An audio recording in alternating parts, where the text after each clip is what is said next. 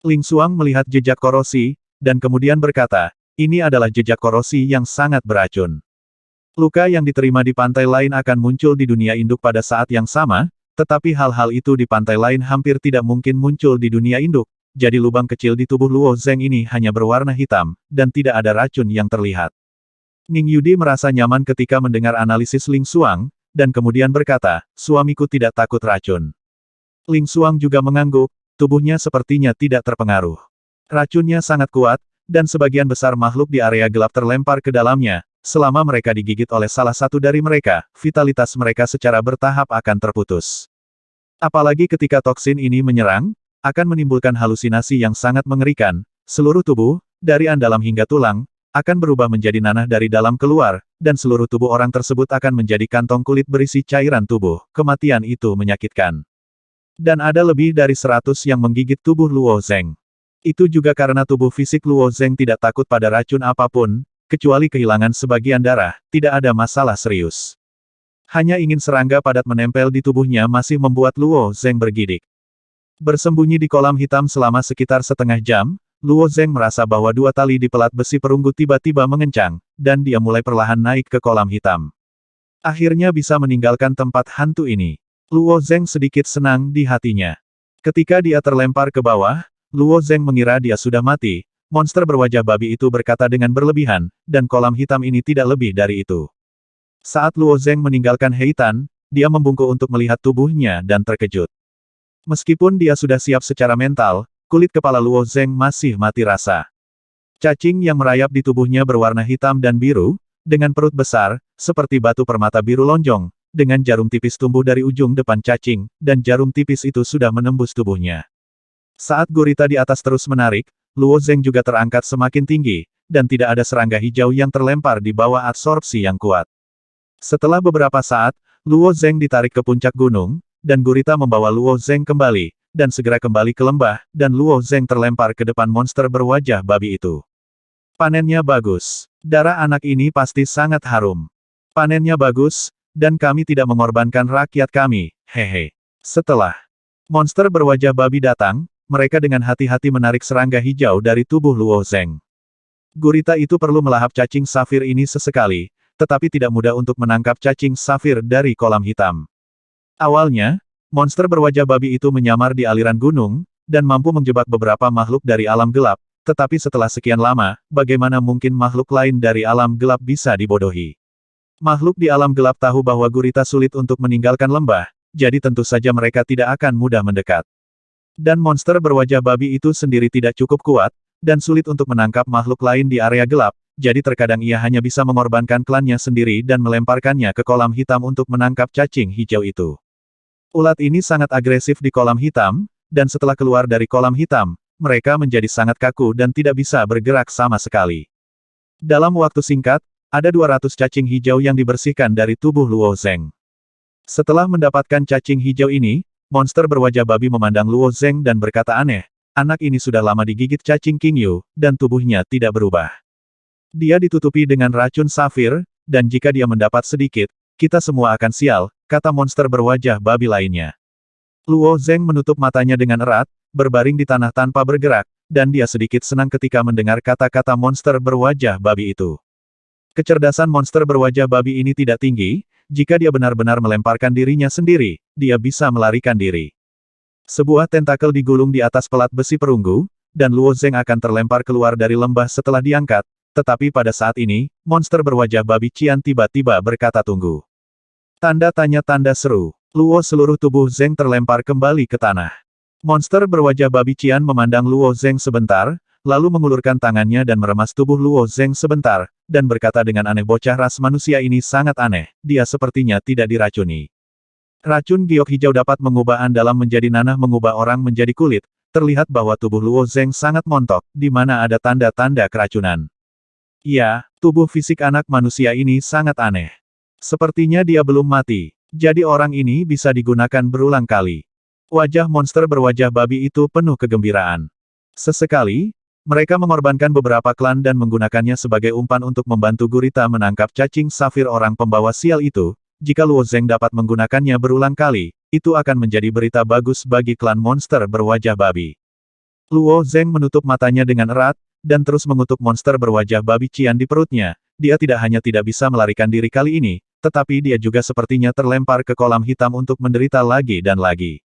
Monster berwajah babi akhirnya menemukan bayi Luo Zeng, jadi dia secara alami takut Luo Zeng akan benar-benar mati.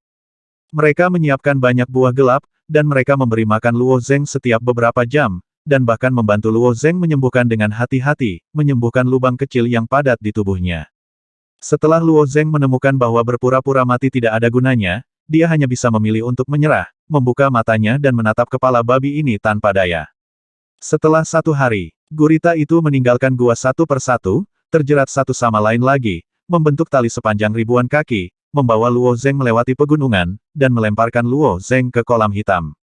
Setelah berendam di kolam hitam selama lebih dari setengah jam, tubuh Luo Zeng sekali lagi ditutupi dengan cacing safir padat, yang merupakan panen besar lainnya untuk monster dan gurita berwajah babi. Selama 3 atau 4 hari berturut-turut, Luo Zeng bertindak sebagai umpan, dan hari-hari seperti itu memang menyedihkan. Dan di ruangan gelap di bawah makam, perubahan dalam 3 atau 4 hari terakhir menjadi semakin serius.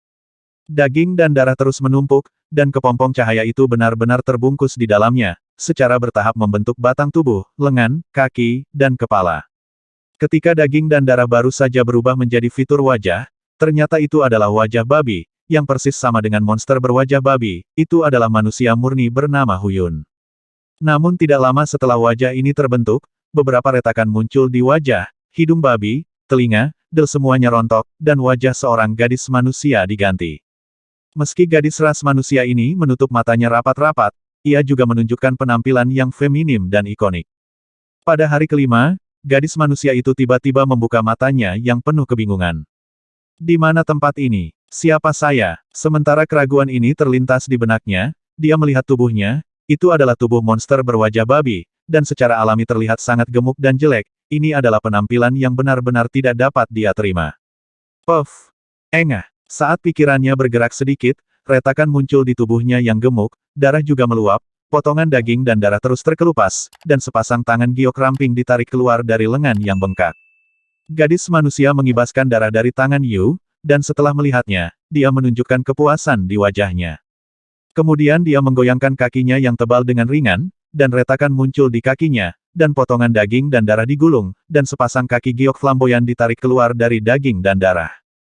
Kemudian bahu, dada, dan pinggang dilucuti, dan bau darah memenuhi seluruh ruangan gelap untuk sementara waktu.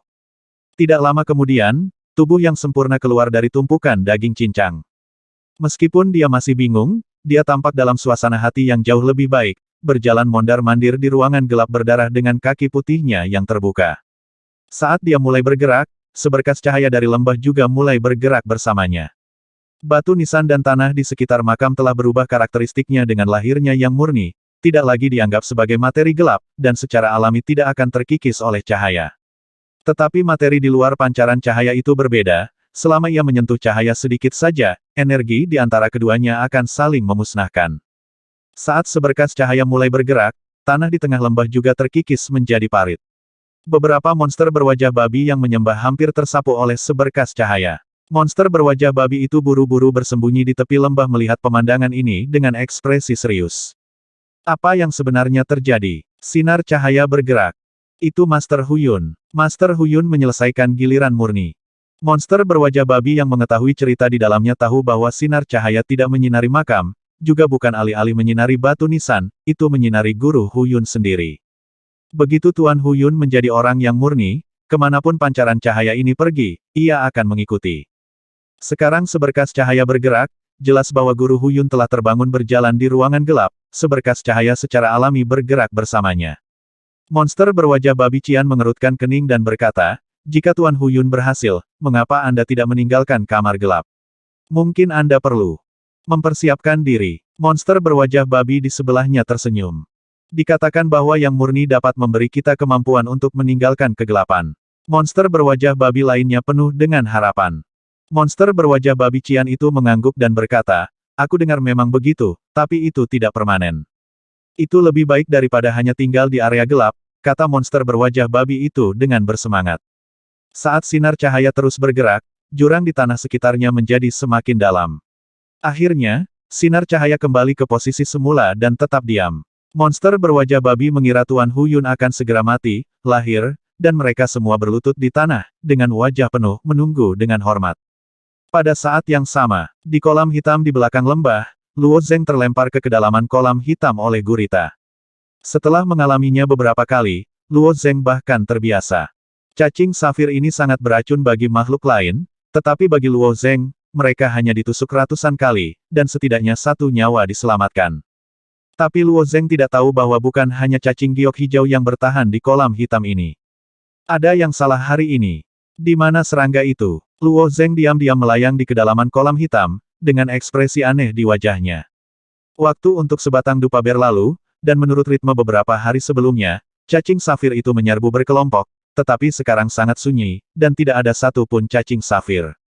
Bukankah karena saya telah menangkap terlalu banyak akhir-akhir ini, dan spesiesnya telah punah? Luo Zeng memiliki gagasan seperti itu di benaknya. Saat dia berpikir dengan liar, gelombang tiba-tiba datang dari kolam hitam pekat. Setelah merasakan fluktuasi, hati Luo Zeng tiba-tiba bergetar. Kolam hitam sangat kental, bahkan jika Luo Zeng ingin berenang bebas di dalamnya, itu sangat sulit. Fluktuasi ini sangat besar, saya khawatir itu adalah raksasa, dan kekuatannya bahkan lebih sulit diperkirakan. Jangan datang ke arahku. Ya, Luo Zeng berdoa di dalam hatinya. Saat ombak di kolam hitam menjadi semakin kuat, hati Luo Zeng juga tenggelam ke dasar lembah, dan raksasa itu dengan cepat mendekat. Dia agak mengerti mengapa cacing safir tidak keluar, mungkin untuk menghindari monster besar ini. Gululu. Ketika gelombang fluktuasi tiba-tiba berhenti, tiba-tiba ada daya tarik di depannya, dan kemudian Luo Zeng merasa bahwa seluruh orang jatuh ke dalam mulut besar binatang raksasa. Setelah mulut besar ini menelan Luo Zeng, itu hilang seret ke bawah bersama dengan pelat besi perunggu. Gurita di kolam hitam telah dengan kuat melilit tali di pelat besi perunggu dengan tentakelnya. Setelah merasakan tenggelamnya pelat besi, gurita juga mulai tertarik ke atas. Kekuatan gurita ini tidak kecil, bahkan Luo Zeng tidak memiliki ruang untuk melawan. Tapi binatang raksasa di kolam hitam juga tidak kecil, dengan putus asa menyeret Luo Zeng ke kedalaman kolam hitam, sehingga kedua belah pihak saling berhadapan seperti ini. Luo Zeng di mulut besar penuh dengan ketidakberdayaan, dan dia tidak memiliki ruang untuk melawan dalam situasi ini. Namun, Luo Zeng masih berharap gurita itu dapat menarik dirinya sendiri, ketika umpan mereka lebih baik daripada terkubur di perut ikan. Konfrontasi ini berlangsung beberapa saat, dan di bawah kekuatan gurita yang tiba-tiba di atas, Luo Zeng apakah saya merasa bahwa saya diseret sepanjang jalan, dan bergegas keluar dari kolam hitam. Tapi dia sendiri masih berada di mulut besar itu, dan sekelilingnya masih gelap gulita, dan dia hanya bisa merasakan bahwa dia sedang bangkit. Boom! Di bawah benturan keras, binatang raksasa yang menelan Luo Zeng juga menghantam puncak gunung dengan keras, memuntahkan Luo Zeng. Luo Zeng hancur dalam keadaan linglung, dan bangkit melawan gerbang besi perunggu, hanya untuk melihat bentuk binatang raksasa itu. Mulut binatang raksasa itu sangat besar, ia memiliki dua sayap, dan seluruh tubuhnya juga berwarna biru, sehalus lemak krem, seolah diukir dari safir, tetapi itu adalah binatang raksasa yang hidup. Karma, binatang safir raksasa itu menundukkan kepalanya dan meraung. Itu tidak lagi mengarah ke Luo Zeng, tetapi menukik ke arah gurita terdekat. Gurita itu juga mengerti bahwa mereka bukan tandingan binatang raksasa ini, dan tentakel mereka mulai menyusut dengan cepat, dan mereka bergegas menuju lembah.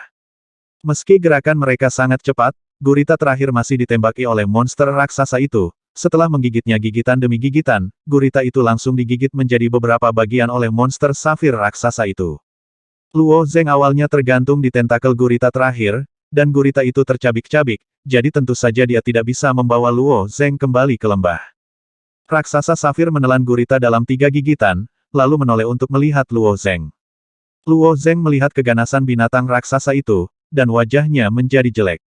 Dalam keputusasaan, dia tiba-tiba mengerahkan kekuatan, dan seluruh orang berguling menuruni gunung langsung dengan gerbang besi perunggu.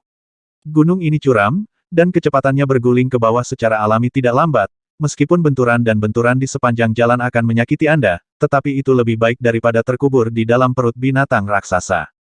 Binatang safir raksasa melihat Luo Zeng berguling menuruni gunung, matanya berkilat tajam, dan mengikuti sepanjang jalan dan melaju turun dari gunung. Monster berwajah babi masih berlutut untuk menyembah yang murni, ketika tiba-tiba mereka mendengar gerakan keras dari atas, dan gurita mundur ke dalam gua segitiga seolah melarikan diri untuk hidup mereka, yang membuat monster berwajah babi itu terkejut. Gurita di dunia ini hampir tidak memiliki musuh alami di 13 langit. Satu-satunya kelemahan mereka adalah mereka tidak dapat meninggalkan gua segitiga ini tempat mereka bersembunyi, dan jangkauan aktivitas mereka sangat terbatas. Makhluk apa yang bisa membuat gurita kabur seperti ini di bawah kejaran makhluk? Tanda tanya koma tanda tanya koma tanda tanya. Segera setelah gurita adalah Luo Zeng yang terkunci di pelat besi perunggu. Dia berguling menuruni dinding gunung yang curam, dan lempengan perunggu dan besi bertabrakan sepanjang jalan, membuat suara keras. Tanda tanya tanda seru. Pada akhirnya, Luo Zeng tiba-tiba menghantam lembah, dan sebagian besar orang tertanam di tanah. Dua monster berwajah babi di sebelah mereka pucat, dan mereka dipukul oleh Luo Zeng sedikit. Jika mereka lemah, mereka pasti akan mati jika mereka memukul mereka. Apa yang terjadi? Lihat, apa itu? Tampaknya itu Safir. Monster berwajah babi itu telah tinggal di Heitan selama bertahun-tahun dan tahu sedikit tentangnya. Makhluk di kolam hitam ini sangat istimewa, dan cacing safir itu hanyalah salah satunya, dan mereka adalah jenis yang paling rendah. Cacing safir bukanlah tubuh darah dan daging dalam arti biasa, seluruh cacing tampaknya diukir dari safir, dan teksturnya sangat keras. Dan ada lebih dari satu jenis bentuk kehidupan aneh ini di kolam hitam. Beberapa monster berwajah babi telah melihat binatang raksasa muncul dari kolam hitam. Binatang raksasa ini berwarna hijau dan biru, dan teksturnya persis sama dengan cacing safir. Namun, monster safir seperti itu hanya muncul sekali atau dua kali. Banyak orang di suku tersebut tidak mempercayainya sama sekali, mengira itu adalah rumor. Adapun apakah memang ada binatang safir raksasa di kolam hitam, itu memang sesuatu yang tidak bisa diverifikasi. Tidak ada makhluk yang bisa hidup kembali setelah menjelajahi kolam hitam. Seberapa dalam kolam hitam itu, makhluk apa yang tersebar di dalamnya, monster berwajah babi itu tidak tahu apa-apa tentang itu. Namun, kali ini, Luo Zeng muncul, dan itu adalah satu-satunya umpan yang dapat digunakan berulang kali setelah digigit serangga giok hijau. Tapi monster berwajah babi itu tidak menyangka bahwa Luo Zeng akan memancing binatang raksasa safir di kolam hitam. Dadada, binatang safir raksasa itu memiliki dua sayap di punggungnya dan 4 kaki, jadi sangat mudah untuk menuruni dinding gunung yang curam. Saat Luo Zeng menyentuh tanah, raksasa safir itu juga melompat ke lembah. Banyak monster berwajah babi melihat binatang raksasa hijau yang diukir seperti batu giok, merasakan auranya yang kuat, dan merasakan ketakutan di hati mereka, dan beberapa monster berwajah babi bahkan gemetar. Tapi monster safir raksasa itu tidak terlalu tertarik pada monster lemah berwajah babi di lembah, dia hanya melihatnya 2 kali, lalu melompat dan langsung berlari ke gua segitiga. Gurita yang bersembunyi di gua segitiga secara alami mencoba yang terbaik untuk melawan, tetapi kekuatan binatang safir raksasa itu terlalu kuat, bahkan jika puluhan tentakel menjerat binatang safir raksasa itu, binatang raksasa itu hanya berjuang dengan ringan, dan semua tentakelnya hancur. Tanggapan. Entah itu tentakel atau kepala gurita, semuanya adalah makanan lezat di mata safir raksasa. Dengan gigitan ini, gurita benar-benar ditelan hanya dalam 2 atau 3 tarikan nafas. Setelah keluar dari gua segitiga, raksasa safir itu jelas tidak ingin menyelesaikannya, jadi dia pergi ke gua lain. Saya hanya mendengar suara berantakan yang berasal dari gua segitiga, dan gurita lain digunakan oleh safir raksasa untuk memberi makan rasa lapar. Apa yang harus kita lakukan? Binatang safir raksasa itu sangat kejam. Semuanya dimakan, bagaimana kita bisa bertahan di masa depan? Wajah monster berwajah babi itu sangat jelek, dan masing-masing tampak sedih.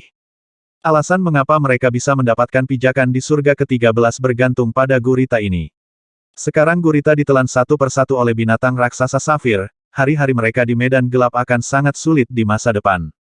Kami masih memiliki Tuan Huyun. Tuan Huyun telah menjadi yang murni.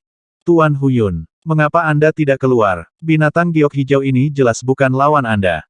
Sorotan cahaya pada makam hanya berpindah-pindah, tidak ada pergerakan, dan mereka tidak tahu apa yang terjadi di ruangan gelap di bawah makam. Setelah binatang safir raksasa melubangi gurita satu persatu di sepanjang gua segitiga, ia kembali ke lembah lagi dan memulai babak baru pembantaian terhadap monster berwajah babi. Monster berwajah babi di lembah melarikan diri ke segala arah, berteriak dan meratap.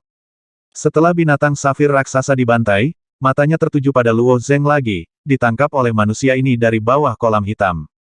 Merasakan tatapan binatang safir raksasa, Luo Zeng menunjukkan senyum masam di wajahnya. Cacing safir itu tidak bisa membunuhnya dengan racun, tetapi binatang safir raksasa ini dapat dengan mudah merobek gurita, dan tubuhnya mungkin seperti selembar kertas di depannya.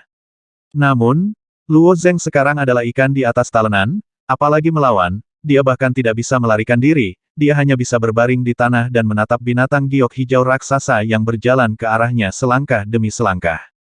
Di bawah makam, setelah berenang beberapa kali, gadis manusia itu kembali ke tengah ruangan gelap dan duduk di tumpukan potongan daging yang berdarah. Ruang sempit ini sangat membuatnya bingung, dunia ini seharusnya tidak begitu sempit, sempit dan gelap. Di mana masalahnya? Saat itu, dia mendengar teriakan di luar. Hu Yun. Dia sedikit akrab dengan nama ini, seolah-olah ada sesuatu yang memanggilnya. Tetapi dalam ingatan bawah sadarnya, wajah yang sesuai adalah wajah babi yang mengerikan. Memikirkan wajah jelek itu, dia tidak bisa menahan cemberut, perlawanan naluriah muncul secara spontan. Meskipun teriakan ini mengganggu, mereka juga mengingatkannya bahwa ada ruang yang lebih luas di luar. Aku akan keluar. Setelah memikirkan hal ini di dalam hatinya, dia mengetukkan jari kakinya dengan ringan. Hanya mengandalkan lengkungan kecilnya, sosoknya melesat ke atas seperti panah tajam, yang menunjukkan kekuatan ledakan dari tubuh fisik ini. Wow, tanah baru yang menutupi makam itu meledak ke segala arah, dan gadis itu bergegas keluar. Saat dia menyentuh cahaya, pancaran cahaya juga berubah secara signifikan. Awalnya, sinar cahaya ini berbentuk berkas cahaya melingkar, tetapi saat menyentuh tubuh gadis itu, semua cahaya terkonsentrasi pada tubuhnya, memantulkan seluruh tubuhnya menjadi siluet putih. Lampu ini sangat nyaman. Gadis yang bermandikan cahaya itu sangat santai. Dia merasa ada elf kecil yang tak terhitung jumlahnya dalam cahaya, dan elf kecil ini sepenuhnya mematuhi perintahnya. Dengan sedikit gerakan pikirannya, sinar cahaya mulai menenun terus-menerus, berubah menjadi gaun istana yang berkilauan dan memakainya di tubuhnya. Pada saat ini, monster berwajah babi dan Luo Zeng di lembah tercengang. Monster berwajah babi itu dibantai secara gila-gilaan oleh monster safir, dan hatinya penuh dengan ketakutan dan kesedihan. Makam itu tiba-tiba meledak, dan monster berwajah babi yang melarikan diri itu sangat gembira. Pada saat kritis, Tuan Hu Yun akhirnya muncul. Tapi ketika makhluk dari bawah kubur bergegas keluar, yang muncul di depan mereka adalah seorang wanita manusia. Suasana hati Luo Zeng mirip dengan monster berwajah babi. Binatang safir raksasa itu hanya beberapa meter darinya, dan cakar biru yang tajam menekan kepalanya, melihat bahwa dia tidak bisa lepas dari malapetaka ini. Dia tiba-tiba melihat wanita yang keluar dari kubur, semua diabaikan. Feng Ge. Sekarang Feng Ge memiliki tubuh di pantai seberang, apakah itu rambut hitam halus atau mata yang sedalam kolam kuno, semuanya terlihat jelas, Luo Zeng mengenalinya dilirikan. Ketika wanita itu mendengar kata Feng Ge, wajahnya menjadi linglung. Sepertinya itu namaku sendiri, tapi aku tidak bisa mengingatnya. Pemuda ini sepertinya sangat akrab dan dekat, tapi siapa dia? Melihat dia ditangkap oleh binatang biru raksasa, wanita itu merasa tidak enak badan tanpa alasan, dan berkata dengan dingin, jauhi dia. Fiuh. Binatang giok hijau raksasa itu meraung, wanita itu merasakan ancaman, ternyata tidak. Dia tidak ingin memprovokasi wanita itu, tetapi dia tidak akan mematuhi perintahnya dan menjatuhkan Luo Zeng. Setelah cakar depannya mencengkeram Luo Zeng, dia memanjat dinding gunung di sisi belakang lembah, tubuh sebesar itu sama cekatannya dengan kucing. Wanita itu masih memiliki ekspresi serius di wajahnya, tetapi untuk beberapa alasan, melihat pemuda itu dibawa pergi oleh monster safir raksasa, wanita itu merasa sedikit tidak nyaman. Didorong oleh naluri, dia dengan lembut mengangkat tangannya, dan bola cahaya berkumpul di tangannya. Lampu seperti elf itu mulai beroperasi sesuai dengan pikirannya, dan cahaya putih melesat langsung ke arah binatang raksasa safir. Tidak peduli seberapa cepat dan cekatan binatang safir raksasa ini, bagaimanapun juga ia tidak dapat berlari lebih cepat dari cahaya. Saat cahaya menyelubungi monster safir raksasa itu, asap hitam keluar dari permukaan tubuh monster safir raksasa itu, dan kulit yang awalnya halus menjadi berbintik-bintik, dengan bekas lubang muncul. Merayu, binatang safir raksasa itu menjerit dan meluncur menuruni dinding gunung yang curam. Bunuh binatang raksasa ini. Ayo, Tuan Hu Yun. Binatang raksasa ini telah membantai lebih dari separuh rakyat kita. Monster berwajah babi yang selamat karena keberuntungan berteriak keras sambil bersembunyi di sudut lembah. Mereka tidak tahu siapa wanita ini, tetapi orang yang dapat dengan bebas mengendalikan cahaya haruslah yang murni, dan beberapa monster berwajah babi bahkan mengenalinya sebagai Tuan Hu Yun. Melihat binatang safir raksasa itu akan jatuh ke lembah, punggungnya sedikit bergetar, dan sepasang sayap hijaunya tiba-tiba melebar, dan terbang dengan tiba-tiba. Melihat pemandangan ini, ekspresi wanita itu tidak banyak berubah. Pupil matanya sedikit berkedip, dan dia mengangkat tangannya untuk menunjuk ke binatang safir raksasa. Pilar cahaya tebal terus bersinar ke arah binatang safir raksasa itu. Binatang safir raksasa yang terbang dengan dua sayap menjadi lebih fleksibel, menjangkau dan menyeret Afterimagepirus, dan terbang bolak-balik di antara berkas cahaya. Tubuh binatang safir raksasa ini jauh lebih tebal dari daging biasa, dan bahkan jika kadang-kadang diterangi oleh cahaya, itu tidak akan hilang dengan mudah. Ia menari beberapa kali dalam seberkas cahaya seperti bunga kupu-kupu yang menusuk, dan kemudian bergegas menuju wanita itu lagi. Ayo. Feng Ge, hati-hati. Luo Zeng menukik dengan binatang giok hijau raksasa dan mengingatkan dengan keras. Dengan tubuh safir raksasa yang begitu besar, jika benar-benar mengenai, itu bisa menghancurkannya menjadi pasta daging.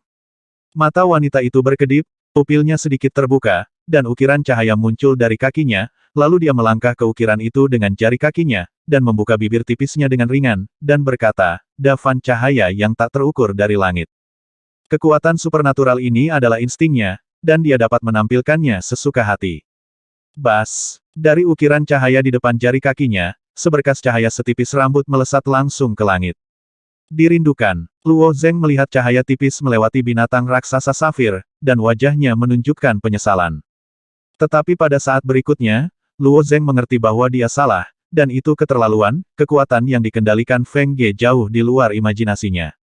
Sinar cahaya tipis itu mulai mengembang dengan gila-gilaan dalam sekejap, membentuk seberkas cahaya yang menyilaukan, memenuhi seluruh lembah dalam sekejap mata.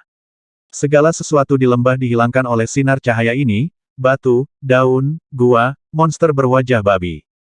Lembah biasa tidak dapat menahan perluasan sinar cahaya ini. Saat sinar cahaya melonjak lagi, dinding gunung di kedua ujung lembah, aliran gunung di sekitarnya, pegunungan, semuanya tertutup. Makhluk yang bersembunyi di alam gelap semuanya melihat pemandangan yang membuat mereka takut dan gelisah. Orang murni dari surga ke-13 juga lahir. Tampaknya berasal dari area monster berwajah babi Huff, harus ada dukungan Dewan Darah, kalau tidak bagaimana mungkin seorang orang murni dilahirkan di antara para idiot itu. Tanda tanya, seluruh lembah dan pegunungan di sekitarnya menghilang sama sekali, dan sebuah lubang melingkar besar muncul di tanah. Satu-satunya hal yang aman dan sehat adalah makam dan batu nisan, dan bahkan ruangan gelap di bawah batu nisan tetap utuh, berdiri sendiri di tempat. Luo Zeng menggerakkan tangannya dan bangkit dari tanah. Pelat besi perunggu tebal juga menghilang dalam cahaya yang kuat, dan Luo Zeng secara alami bebas. Benda ini belum sepenuhnya dihilangkan. Bagaimana mungkin dia melirik ke satu sisi, dan melihat benda hijau mengkilap di tanah, yang merupakan binatang safir raksasa. Monster safir yang awalnya sangat besar sekarang hanya seukuran kepalan tangan. Raksasa safir harus menjadi nilai sebenarnya dari makhluk alam gelap, dan itu akan menghilang dalam cahaya itu. Mengapa berubah menjadi seperti ini? Luo Zeng juga sangat bingung. Dia mengulurkan tangannya untuk mengambil monster safir itu, dan ada sentuhan dingin di tangannya, seolah benda ini benar-benar sepotong batu giok, bukan makhluk hidup. Tepat ketika Luo Zeng melihat binatang raksasa safir di tangannya, cahaya melintas di depannya, dan Feng Ge mendatanginya. "Ada apa barusan kau memanggilku?" tanyanya. Feng Ge, Luo Zeng mengerutkan kening. Feng Ge memiringkan kepalanya dan menatap Luo Zeng dengan mata polos, dan bertanya, "Lalu siapa namamu?" Melihat Feng Ge seperti ini, Luo Zeng juga menghela nafas sedikit di dalam hatinya. Pada saat terakhir ketika dia ditangkap oleh tentakel itu, bayangan putih telah bergegas menuju jiwa yang Feng Ge pada saat itu, Luo Zeng juga tidak berdaya, dan jiwa yang Feng Ge mungkin ditelan oleh bayangan putih. Hasil akhirnya benar-benar berbeda dari apa yang dipikirkan Luo Zeng. Mungkin ada beberapa pengecualian dalam proses menelan, bayangan putih tidak hanya gagal menelannya, tetapi sebaliknya membiarkan api ingatan Feng Ge menjadi yang dominan. Tapi jiwa yang Feng Ge juga mengalami banyak kerusakan, setidaknya ingatannya bermasalah. "Nama saya Luo Zeng," jawab Luo Zeng. Luo Zeng. Feng Ge memanggil dengan lembut. Luo Zeng mengangguk dan bertanya, "Apakah kamu ingat?" "Yah." Feng Ge mengangguk dan menjawab dengan serius. Luo Zeng melirik Feng Ge dengan mata aneh, dan bertanya, "Apa yang kamu ingat?" Siapa yang tahu bahwa Feng Ge tiba-tiba melompat ke Luo Zeng, dan sepasang mata cerah di bawah alis tipis Willow penuh kelembutan, ditempatkan di normal kali, tidak mungkin ekspresi seperti itu muncul di wajah Feng Ge. "Aku baru saja mendengarnya berkata, aku ingat sepertinya aku sangat menyukaimu." Kali ini giliran Luo Zeng yang tercengang. Meskipun dia tahu bahwa ingatan Feng Ge sangat kacau, dia tidak menyangka akan begitu kacau. Di masa lalu, Feng Ge selalu memiliki sikap menolak orang yang jauhnya ribuan mil. Luo Zeng sangat tidak nyaman dengan tampilan lembut dan penuh kasih sayang saat ini. Ini seharusnya bukan Feng Ge sama sekali. Namun, melihat sepasang wajah halus yang dekat, Luo Zeng sedikit terharu dalam hal kecantikan, hanya Ling Xuang yang bisa bersaing di seluruh istana Taitian. Luo Zeng tersenyum sedikit, kamu seharusnya salah ingat, dia kemudian dengan lembut mendorong Feng Ge menjauh. Apakah aku salah mengingatnya? Mata Feng Ge penuh dengan kebingungan, dan dia terus mencari ingatan di benaknya. Di antara pecahan ingatan yang berantakan, Feng Ge dengan cepat menemukan petunjuk lain. Kilatan kemarahan tiba-tiba muncul di pupil matanya, beraninya kamu masuk ke wilayahku. Hah? Apa wilayahmu? Luo Zeng sedikit terkejut, tetapi sebelum dia bisa bereaksi, dia melihat tamparan Feng Ge datang dan dicetak langsung di dadanya. Makhluk di alam gelap awalnya sangat kuat, apalagi Monkey hitam dan bocah bermata tiga, bahkan monster berwajah babi, monster manusia Monkey, jauh lebih kuat daripada makhluk di luar alam gelap.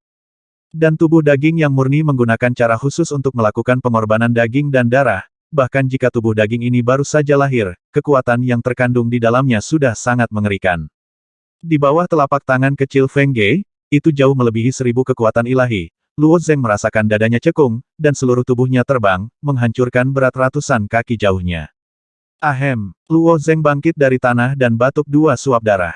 Apa yang terjadi dengan wanita ini? Suatu saat dia terlihat lembut dan menyenangkan, tetapi saat berikutnya dia langsung menyerang. Dengan kekuatan mengerikan barusan, dia benar-benar berencana untuk bunuh diri. Swoosh! Feng Ge melihat Luo Zeng bangkit dari tanah, alisnya tiba-tiba berputar, jari-jari kakinya tiba-tiba menyentuh tanah, seluruh orang terbang, dan setelah menggambar lengkungan sempurna di udara, lengkungan kaki ditekan, dan langsung melangkah ke arah Luo Zeng. Jika langkah ini mengenai, saya khawatir Luo Zeng dapat langsung dilangkahkan menjadi 2 bagian. Sementara Luo Zeng menarik napas dalam-dalam, seluruh orang itu tiba-tiba berguling ke samping, dan menghindari sisi itu dengan postur yang memalukan. Boom! Dengan langkah Feng Ge, sebuah lubang besar dengan lebar beberapa puluh kaki langsung diinjak di tanah. Kaki ini meleset, tubuh Feng Ge tiba-tiba berputar, dan dia meraih Luo Zeng dengan satu tangan. Kali ini Luo Zeng tidak bisa mengelak, jadi dia hanya bisa melihatnya mencengkeram lehernya sendiri. Luo Zeng tidak ragu, selama Feng Ge mengerahkan sedikit kekuatan, dia akan terpisah dari tubuhnya, yang murni benar-benar mengerikan. Siapapun yang berani membobol makam suciku akan mati, kata Feng Ge tajam. Tunggu Luo Zeng mengangkat tangannya dengan sikap menyerah. Menunggu apa? Feng Ge bertanya. Mendengarkan apa yang baru saja dikatakan Feng Ge, Luo Zeng sedikit mengerti. Baru saja Luo Zeng memberitahu Feng Ge bahwa dia salah ingat, Feng Ge mulai mencari ingatannya sendiri di kedalaman jiwanya, dan ingatan jauh di dalam jiwanya bukan hanya Feng Ge, tetapi juga ingatan tentang bayangan putih, yaitu, babi memori Master Hu Yun dari klan monster wajah. Tanda tanya, penggalangan dana yang sebenarnya dan menunjukkan sekolah. Untuk melawan mimpi buruk, bagaimana cara menunjukkannya? Luo Zeng segera berkata apakah kamu salah mengingatnya lagi? Salah ingatan lagi. Feng Ge mencubit leher Luo Zeng dan jatuh ke dalam kebingungan lagi. Luo Zeng berkata tanpa daya ya, pikirkan lagi siapa aku. Tapi sesaat, ekspresi wajah Feng Ge berubah 180 derajat lagi, dia mencubit leher Luo Zeng dan menariknya ke dalam pelukannya. Lalu dia mendengar bisikannya, "Yah, aku ingat. Namamu Luo Zeng, orang yang aku suka." Kali ini Luo Zeng tidak berani berbicara omong kosong lagi. Dia tidak mati di tangan gurita itu, dia tidak mati di tangan monster berwajah babi, dan bahkan cacing safir di kolam hitam tidak bisa membunuhnya, di tangan Feng Singer. Ya, aku orang yang kamu suka, Luo Zeng menggema. Dia hanya ingin membujuk Feng Ge dengan baik, lalu membawanya keluar dari area gelap dan kembali ke sisi lain. Ada begitu banyak orang yang cakap di Istana Taitian, selalu ada seseorang yang bisa menyembuhkan kebingungan ingatannya. Kalau begitu, apakah kamu menyukaiku? Feng Ge bertanya dengan mata berkedip. Suka, kata Luo Zeng tanpa berpikir. Mendengar ini, Feng Ge menunjukkan senyum naif dan polos, memandang Luo Zeng dengan serius, lalu menutup matanya dan berkata kalau begitu, cium aku. Menghadapi permintaan tiba-tiba Feng Ge, seluruh tubuh Luo Zeng membeku. Bahkan jika Anda ingin berbicara tentang cinta, tidak perlu memilih lingkungan yang keras seperti area gelap, dan tubuh Feng Ge baru saja lahir dari daging dan darah, dan bau darah yang kuat langsung masuk ke lubang hidung Anda, jenis suasananya benar-benar aneh. Feng Ge sedang menunggu setelah beberapa saat, Fu membuka matanya lagi, menatap Luo Zeng dengan mata bingung, ada apa? Tidak apa-apa. Luo Zeng juga takut itu Feng Ge akan meragukannya lagi, dan kemudian memberikan ingatan Huyun kepadanya, terkait untuk bunuh diri, dia tidak memanfaatkan bahaya orang lain, dia mencium bibir lembut Feng Ge hampir tanpa ragu sedikitpun. Di masa lalu, area gelap dari 13 langit meluas dengan sangat lambat. Selama jutaan tahun, dua area gelap hanya menempati 1/5 dari 13 langit. Namun, dalam beberapa tahun terakhir, kecepatan perluasan domain gelap semakin cepat. Sejumlah besar urat kristal yang menghanguskan ditemukan di langit ke-13, yang menarik perhatian ras kuat di langit atas. Swoosh! Ketiga mongki hitam itu berlari liar di antara pegunungan. Tiga mongki hitam itu tidak lebih tinggi dari seseorang, dan dibandingkan dengan mongki hitam yang tingginya sekitar 10 kaki, mereka sangat pendek. Permukaan tubuh mereka ditutupi dengan potongan kertas kuning seukuran telapak tangan, yang terlihat seperti lapisan baju zirah yang terbuat dari kertas. Sebuah garis bahasa Sanskerta digambar pada setiap kertas kuning, dan saat mereka terus melompat-lompat di pegunungan, potongan kertas kuning itu juga terus terbang, membuat suara gemerisik melawan angin. Ketiga mongki hitam ini jauh lebih kuat dari mongki hitam biasa dalam hal kecepatan dan kekuatan.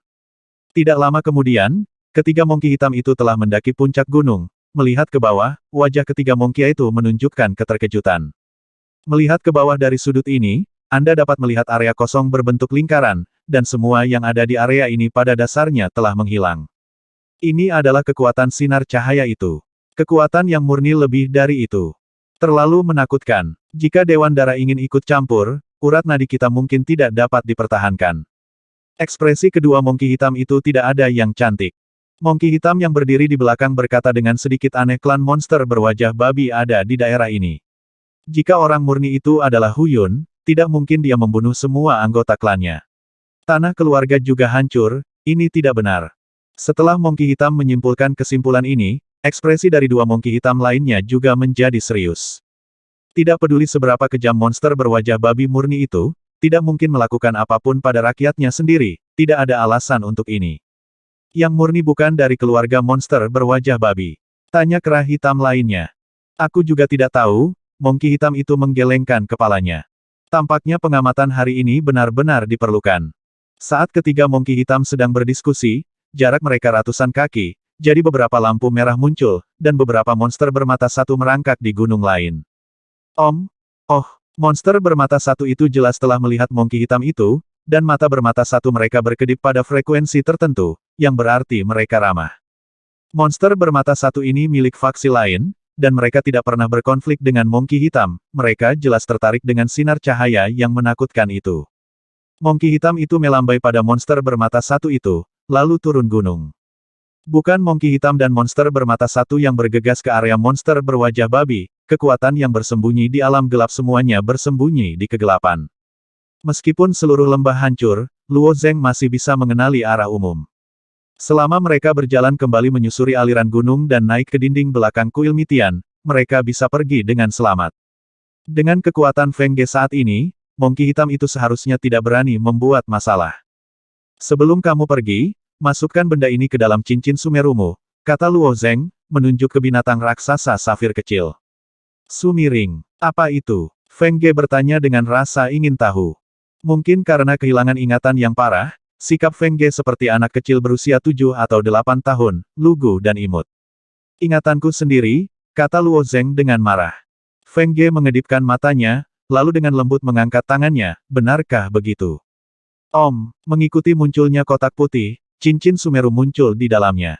Lala, sebelum Luo Zeng dapat berbicara, buah kegelapan di cincin Sumeru, lilin, pil jiwa, dan banyak token berantakan dari sisi lain semuanya dicurahkan darinya. Ada begitu banyak hal, Feng Ge sangat terkejut, dan mulai memainkan pil jiwa di tangannya. Luo Zeng cemberut, hanya meraih tangannya, memasukkan barang-barang ke dalam cincin sumi sedikit demi sedikit, dan kemudian berkata sekarang bukan waktunya untuk bermain, ketika kita meninggalkan lapangan gelap, kamu bisa bermain apapun yang kamu mau. Feng Ge mengangguk dengan patuh.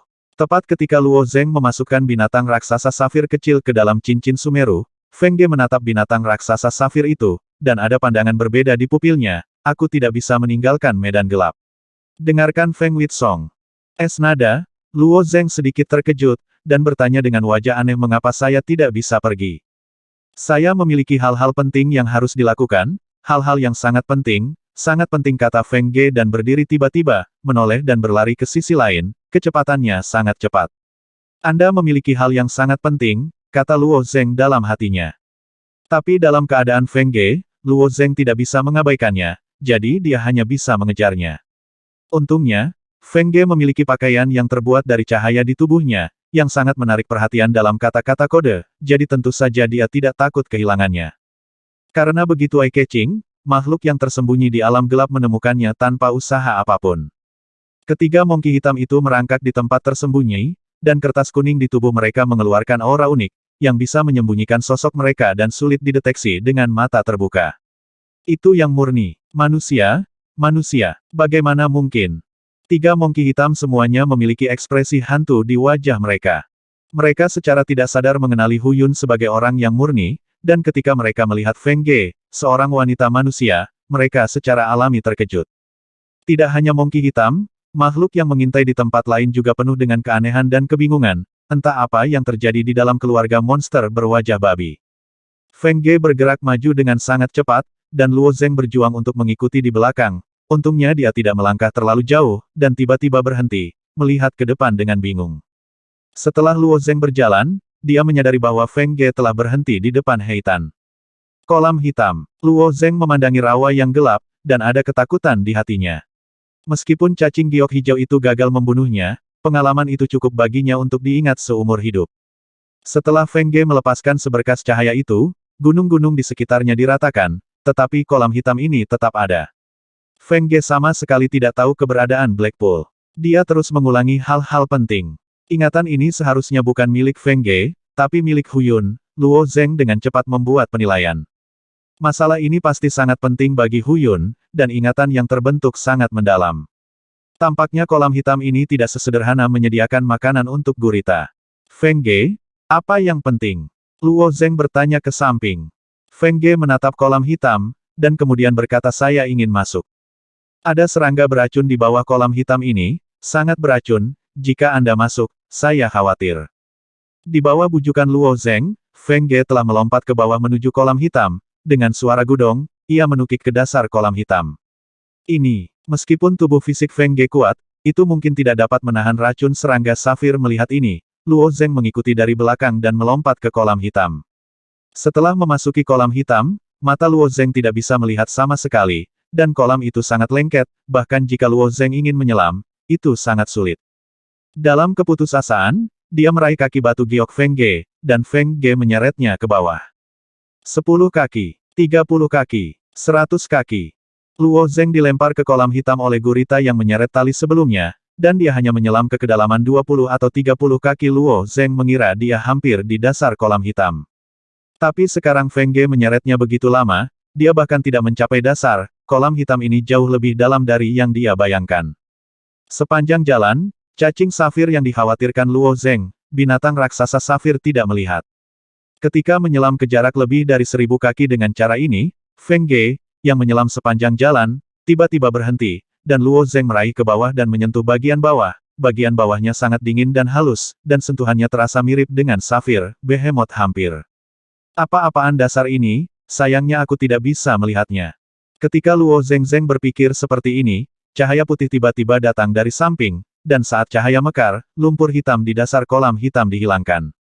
Namun, ketika lumpur hitam di bagian bawah menghilang, lumpur hitam di atas secara alami akan mengalir ke bawah, tetapi Feng Ge mengandalkan kemampuannya sendiri untuk terus melepaskan cahaya, secara paksa menciptakan ruang sementara di dasar kolam hitam. Dengan bantuan cahaya yang dilepaskan oleh Feng Ge, Luo Zeng akhirnya melihat situasi di sekitarnya dengan jelas, matanya penuh kejutan. Apa yang dia dan Feng Ge injak sebenarnya adalah sebidang tanah besar yang diaspal dengan safir. Safir ini tidak akan diaspal di dasar seluruh kolam hitam. Luo Zeng bergumam. Feng Ge sepertinya sudah lama mengetahui hal ini, dan ekspresinya tidak banyak berubah. Di tanah safir di dasar kolam hitam, ada banyak garis dengan kepala tertunduk dan menatap. Dia berjalan cepat di sepanjang garis itu, mencari sesuatu dengan saksama. Safir itu sendiri tidak dapat menahan cahaya yang dilepaskan oleh Feng Ge, di mana cahaya itu lewat, permukaan tanah safir yang semula halus terkorosi dengan lubang dan cekungan. Setelah berjalan selusin langkah di sepanjang dasar kolam hitam, tanah safir di bawah kakinya berubah dari hijau tua menjadi hijau muda, dan safir itu sendiri mulai menjadi transparan, dan garis pandang dapat menembus tanpa halangan. Ini, Luo Zeng melihat beberapa garis berantakan di tanah safir, dan setelah menatap dengan hati-hati, dia menyadari garis macam apa ini. Ada cacing safir bertatahkan di dalamnya. Cacing safir di kolam hitam itu, bukankah mereka akan tumbuh dari safir yang sangat besar ini? Sebuah pikiran aneh muncul di benak Luo Zeng. Ngomong-ngomong, tempat hantu ini penuh keajaiban, tidak peduli seberapa berani tebakannya. Ide Luo Zeng dikonfirmasi segera setelah lahir, mungkin terganggu oleh cahaya yang dilepaskan oleh Feng Ge. Cacing safir di bawah safir tiba-tiba bergerak, terbang di dalam safir. Safir padat seperti air bagi cacing safir ini, mereka bisa berenang bebas di dalamnya. Jika tidak keluar, cacing safir akan baik-baik saja, lagi pula, tanah safir luar menghalangi cahaya untuk menghilang. Namun, cacing safir ini sepertinya sedang sekarat, dan di bawah terbang, mereka keluar dari bawah. Jarum tipis berwarna biru di mulut mereka menusuk ke atas, dan tanah ditutupi dengan jarum tajam berwarna hijau. Hati-hati, dia tidak yakin apakah Feng Ge memiliki kemampuan untuk melawan racun safir yang aneh. Saat cacing safir ini keluar, akan merepotkan jika mereka menggigit Feng Ge. Luo Zeng hanya mengangkat Feng Ge dan meletakkannya di bahunya.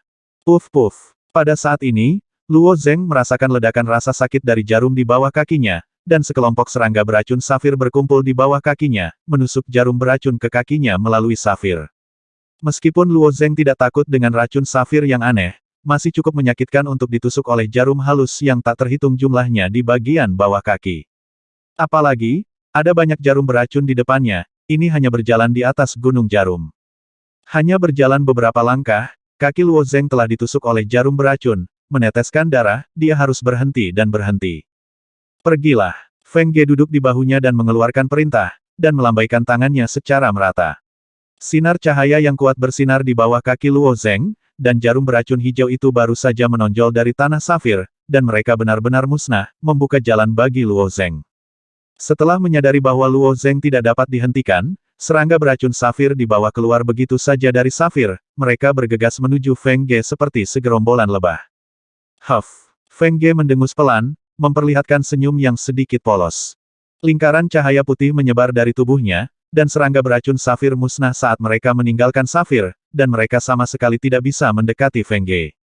Serangan bunuh diri dari cacing beracun safir berlangsung selama setengah batang dupa, dan akhirnya berhenti. Saya tidak tahu berapa banyak cacing beracun safir yang menghilang dalam cahaya.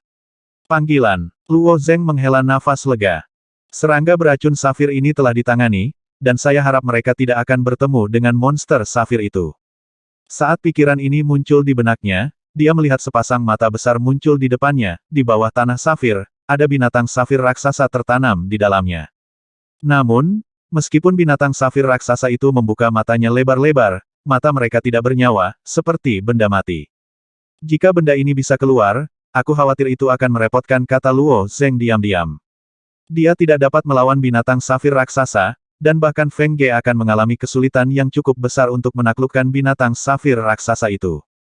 Untungnya, apa yang dikhawatirkan Luo Zeng tidak terjadi, dan binatang raksasa safir itu tidak keluar dari tanah.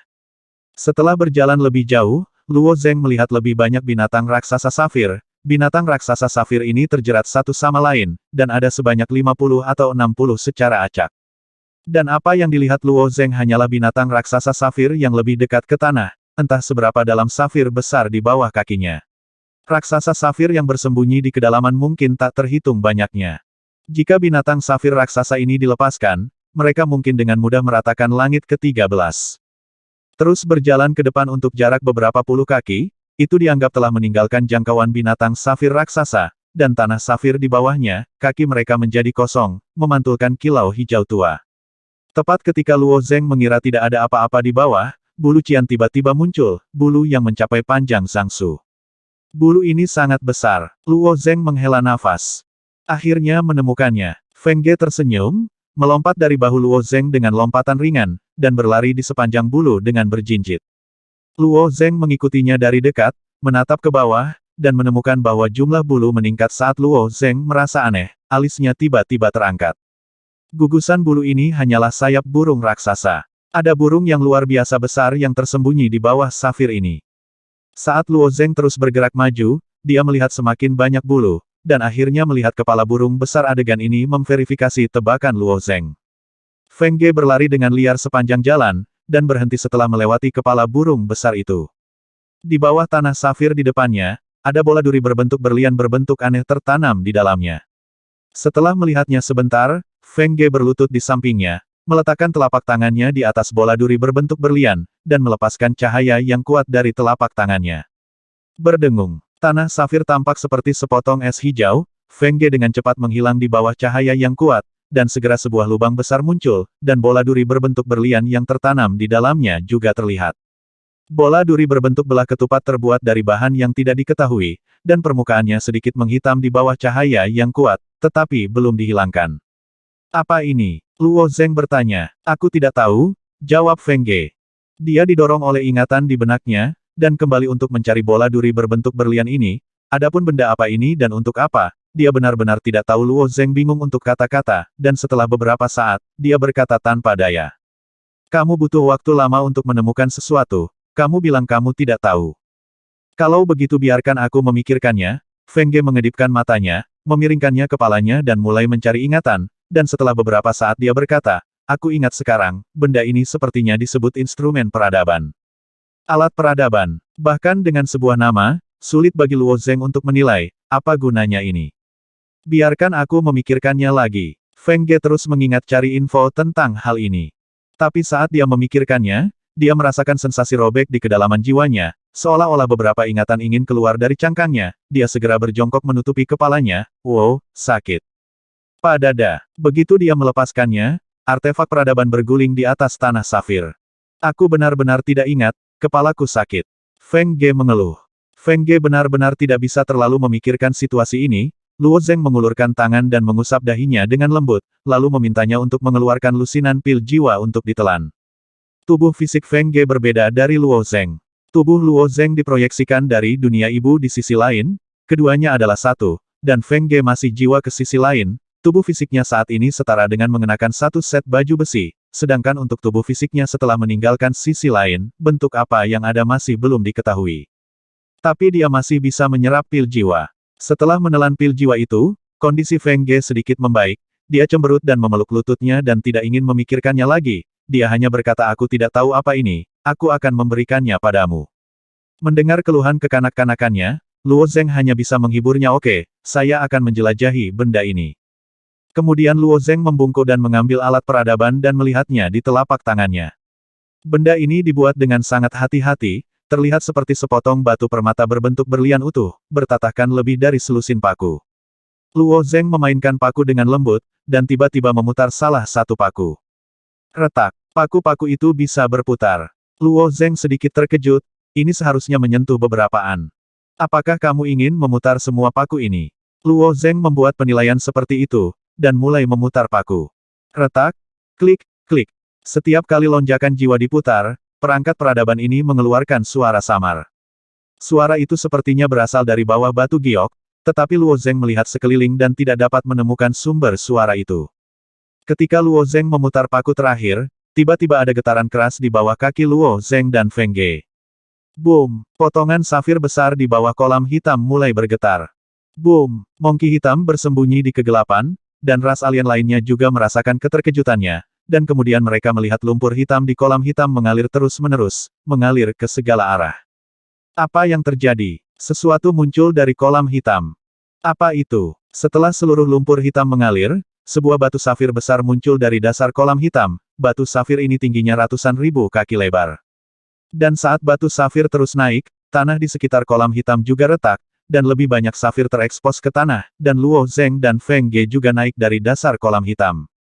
Apakah ini kota besar? Luo Zeng melihat sekeliling, wajahnya penuh keterkejutan. Tanah safir yang awalnya datar mulai menjadi tambal sulam, dengan depresi dan pengangkatan, sehingga membentuk loteng, menara, rumah, dan bahkan jembatan. Siapa sangka ada kota besar yang terkubur di bawah kolam hitam, dan kota ini sepenuhnya diukir dari safir. Di kota safir ini, Ada berbagai macam makhluk bertatahkan. Cacing beracun safir, binatang raksasa safir. Selain itu, ada juga ular sanca besar, lembu bertanduk satu, dan beberapa makhluk berbentuk aneh. Luo Zeng bukan satu-satunya yang terkejut, makhluk gelap yang tersembunyi di setiap sudut juga terpana setelah menemukan kota safir. Yang paling tenang mungkin adalah Feng Ge. Dia hanya berpikir kota hijau ini terlihat sangat halus, seperti apa arti kota besar, dia tidak tertarik sama sekali. Bas, serangkaian langkah menyebar terus-menerus dari permukaan batu safir, dan menyebar ke kaki Luo Zeng. Tangga ini mengarah ke menara safir tidak jauh. Ayo pergi dan lihat, kata Luo Zeng. Feng Ge tidak menanggapi, dia tidak berani menggunakan otaknya sama sekali sekarang, dia melakukan apa yang dikatakan Luo Zeng, dan mengikuti Luo Zeng dengan gembira. Luo Zeng membawa Feng Ge menaiki tangga safir, dan dalam beberapa napas, dia sudah naik ke puncak menara. Di atas menara terdapat platform persegi, di atasnya mengapung titik cahaya hijau, titik cahaya ini menari-nari seperti elf, namun tetap tidak bisa meninggalkan jangkauan platform persegi. Luo Zeng berjalan ke platform persegi dan mengulurkan tangan untuk mencoba menyentuh titik lampu hijau, tetapi titik cahaya langsung melewati telapak tangan Luo Zeng, tampaknya ada di ruang yang berbeda dan tidak memiliki persimpangan dengan tubuh fisik Luo Zeng. Setelah titik cahaya melewati telapak tangan Luo Zeng, itu meringkuk di sudut platform persegi dan terus bergetar, sepertinya menunjuk ke tangan kiri Luo Zeng, dan tangan kiri Luo Zeng menggenggam senjata peradaban dengan erat. Kamu mau ini? Luo Zeng menunjuk ke alat peradaban dan berkata. Saya tidak tahu apakah titik lampu hijau memahaminya, tapi itu hanya menari berdengung, mengungkapkan emosi kerinduan. Tepat ketika Luo Zeng baru saja menempatkan artefak peradaban ke dalamnya, titik cahaya menghantam artefak peradaban. Wow, lalu ada seberkas cahaya mekar dari senjata peradaban, yang menyelimuti Luo Zeng dan Feng Ge dalam sekejap. Luo Zeng hanya merasa langit berputar di depannya, kota safir telah menghilang, digantikan oleh kehampaan, dan ada potongan awan coklat yang mengambang di kehampaan. Feng Ge berjalan berkeliling dalam kehampaan ini, dengan wajah tidak tahu apa yang disebut tatapan, dan bertanya tempat apa ini. Luo Zeng telah melihat bahwa gambaran kehampaan ini adalah kekacauan, dan ketika dia hendak menjawab Feng Ge, kekosongan ini ada suara kosong, ini kekacauan. Feng Ge mengedipkan matanya, lalu bertanya siapa kamu? Lalu, apa arti ilusi ini? Luo Zeng bertanya. Menurut ingatan Feng Ge, butuh banyak kesulitan untuk mendapatkan apa yang disebut alat peradaban, bukankah hanya untuk menunjukkan gambaran dunia ini? Kehidupan kekacauan nomor 749 dicatat dalam artefak peradaban. Anda dapat melihat kelahiran, permulaan, kebangkitan, dan kehancuran seluruh peradaban safir. Suara kosong itu menjawab lagi. Kekacauan pada tanggal 749. Luo Zeng sedikit terkejut. Ya, kami adalah 749 peradaban yang mengatur kekacauan, kata suara kosong itu dengan nada bangga. Dalam kekacauan masa lalu, banyak peradaban dominan lahir. Klan pemirsa yang menakutkan dan klan Mitian adalah dua peradaban yang dominan, dan mereka berdua pernah menyatukan seluruh kekacauan. 749 peradaban dominan. Luo Zeng tersenyum dan berkata sepertinya jumlah peradaban dominan jauh lebih banyak daripada yang saya bayangkan. Memang ada banyak, kata suara kosong itu dengan percaya diri menanggapi, tapi peradaban dominan juga terbagi menjadi kekuatan dan kelemahan, dan peradaban safir kita setidaknya bisa masuk 10 besar. Luo Zeng tidak bereaksi banyak terhadap pernyataan ini, tetapi 9.527 yang diam terkejut. Apa? 10 besar? Apakah 10 besar dibesar-besarkan? Luo Zeng bertanya. Roh giok itu membual, 9.527 mencibir. Ketika cacing beracun safir dan binatang raksasa safir muncul, 9.527 tahu bahwa ini adalah peradaban yang pernah ada dalam kekacauan. Nyatanya, setiap peradaban dan setiap makhluk di pantai seberang dapat menelusuri akarnya dan menemukan asal-usulnya serta kembali dalam kekacauan masa lalu. 9.527 tidak terlalu memperhatikan peradaban ini. Mengapa menyombongkan diri? Luo Zengqi bertanya. 9.527 berkata 10 peradaban teratas semuanya tercatat, tetapi tidak ada peradaban safir. Karena peradaban safir ini telah bertahan di surga ke-13, itu menunjukkan bahwa daya saing peradaban ini sendiri tidak kuat. Jika mereka benar-benar 10 besar peradaban, setidaknya di 32 surga. Setelah mendengarkan 9.527, Luo Zeng berkata kepada roh giok karena Anda adalah 10 besar peradaban master, mengapa Anda tinggal di surga ke-13? Suara itu terdiam selama untuk sementara, menjaga rahasia ini tidak terlalu penting bagi peradaban King Yu, dan dikatakan karena peradaban nomor 7848 mengejar kita. Peradaban nomor 748, peradaban macam apa itu? Luo Zeng bertanya-tanya. 9527 juga tidak diketahui, jadi meskipun 9527 memiliki sebagian besar memori pemilik, dia tidak memiliki pemahaman yang menyeluruh tentang memori di sisi lain. Keluarga Return to Zero juga dikenal sebagai Return to Zero, dan mereka adalah peradaban dominan di depan kita, jawab suara itu. Kembali ke nol, alis Luo Zeng mengerutkan kening. Dia pernah mendengar Qiu Yinhe menyebutkan bahwa ada sekelompok orang gila yang bertujuan untuk memusnahkan segala sesuatu dalam kekacauan, sehingga kekacauan tidak akan pernah dimulai kembali dan menjadi kehampaan. Di antara 10 peradaban teratas, keluarga Guiling menempati urutan ke-7, suara 9527 juga menjadi hati-hati. Ia mempercayai kata-kata roh giok, dan kemudian berkata kepada Luo Zeng, jika mereka yang kembali ke nol ingin memburu peradaban King Yu, memang tidak ada tempat bagi peradaban King Yu di surga atas di sisi lain. Untuk menjaga secercah harapan bagi peradaban King Yu, kami menyembunyikan tanah air terakhir di surga ke-13 dan kembali ke nol. Sulit bagi mereka yang memasuki dunia warna untuk kembali ke dunia warna, dan bahkan jika mereka memasuki dunia warna, mereka tidak akan memiliki kemampuan untuk mencekik kita, kata roh safir. Kekacauan di mana kembali ke nol hancur, dan peradaban yang dilahirkan kembali adalah kamu. Mengapa mereka mengejar dan membunuhmu? Luo Zeng bertanya dengan rasa ingin tahu. Masa lalu yang kacau menyembunyikan terlalu banyak rahasia, semakin banyak Anda tahu, semakin Anda merasa bodoh. Ini sangat sederhana. Di era peradaban safir, yang kembali ke nol hampir membuat seluruh kekacauan jatuh ke dalam keheningan yang mati. Kekacauan tidak akan dimulai lagi, dan kehidupan tidak akan lagi lahir, tetapi peradaban safir kita telah mencegah hal ini terjadi, kata roh safir dengan bangga. Setelah peradaban safir, banyak peradaban lahir. Jika bukan karena halangan mereka di awal, peradaban selanjutnya ini tidak akan ada, dan kekacauan saat ini telah lama menjadi kehampaan. Di sisi lain, kami telah menemukan cara untuk mengubah nasib chaos, lanjut Jade Spirit.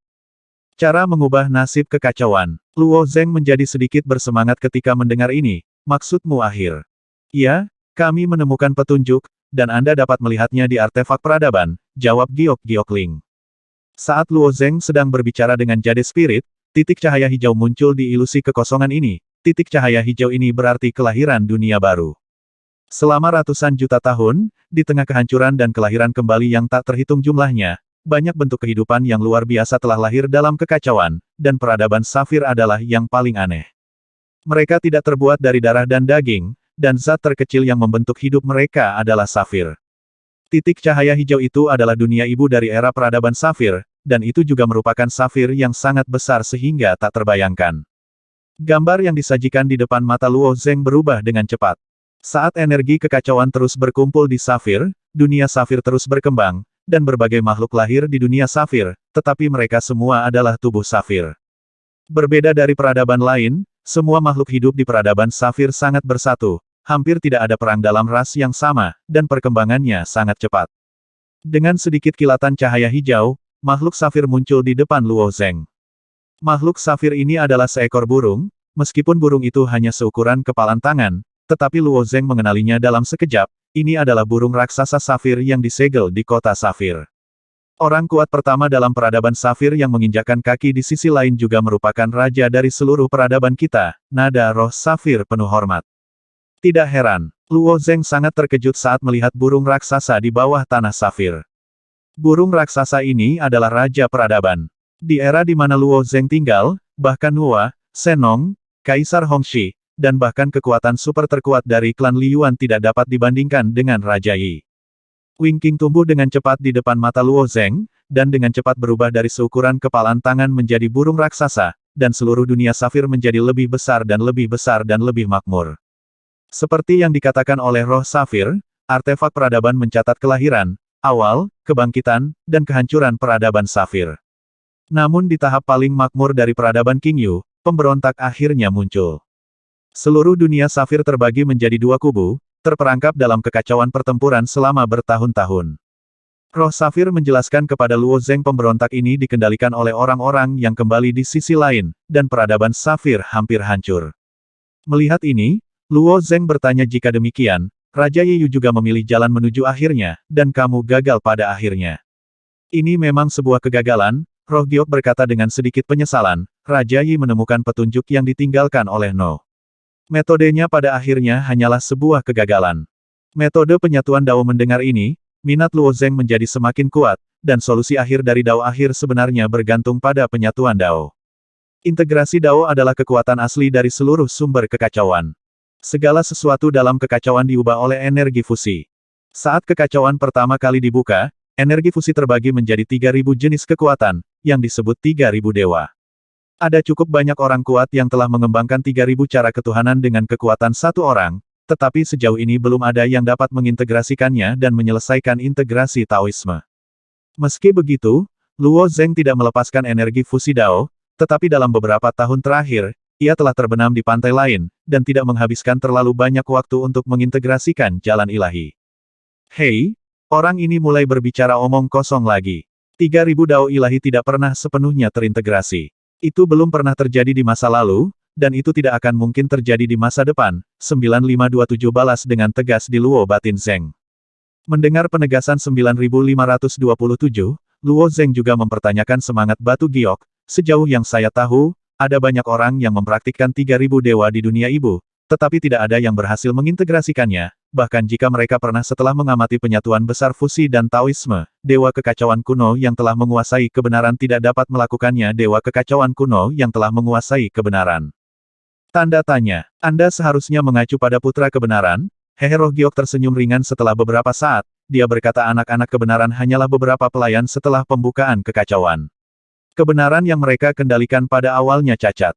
Kebenaran itu cacat. Tidak mungkin. Tanda tanya. Wajah Luo Zeng menunjukkan ekspresi takjub. Tidak mungkin. Omong kosong. Kebenaran adalah kekuatan paling kuat dalam kekacauan. Bagaimana mungkin ada kekurangan? Itu tidak masuk akal. 9527 menjadi sangat bersemangat.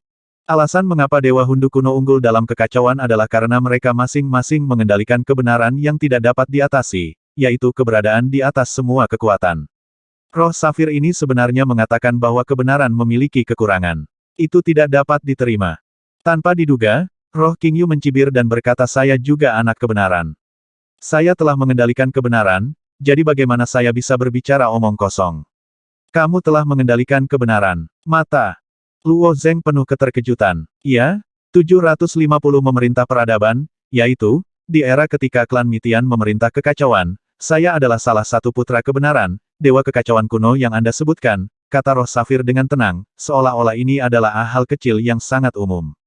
Setelah kekacauan dibiarkan oleh energi penyatuan besar Dao, itu akan hilang sama sekali, sehingga makhluk yang lahir setelah penciptaan kekacauan tidak akan pernah memiliki kesempatan untuk mengamati penyatuan besar Dao, dan secara alami tidak mungkin menjadi kuno, dewa kekacauan. Pemilik 9527 juga merupakan makhluk dari babak terakhir kekacauan. Termasuk semua harta bawaan Dao, mereka juga dipindahkan dari putaran terakhir kekacauan. Roh Safir lahir dalam kekacauan pada tanggal 749.